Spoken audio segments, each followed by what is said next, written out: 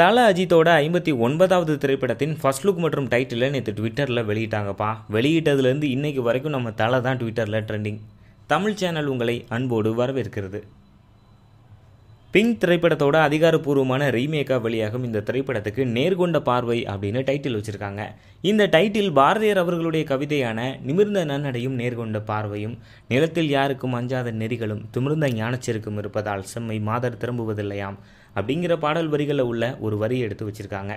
இந்த first look போஸ்டரில் நம்ம தலை கம்பீரமாக நம்மளை வெறிகொண்டு பார்க்குற மாதிரி இருக்கார்.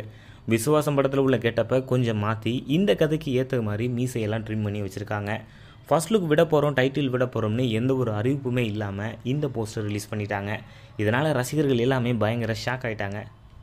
பிங்க் படத்தோட ஃபர்ஸ்ட் லுக் போலவே அப்படியே இந்த லுக்கையும் வடிவமைச்சிருக்காங்க. ஸ்ரதா ஸ்ரீநாத் சென்டரில் நிற்கிறாங்க. இந்த சைடில் ஆண்ட்ரியாவும் இந்த சைடில் அபிராமி வெங்கடாச்சலமும் நிற்கிறாங்க. இவங்க 3 பேருக்காக வாதாடத்தான் தலை இந்த படத்தில் வக்கீலாக வரப்போகிறாரு. வினோத் இந்த திரைப்படத்தை டைரக்ஷன் செய்ய யுவன் சங்கர் ராஜா அவர்கள் இசையமைக்கிறாரு.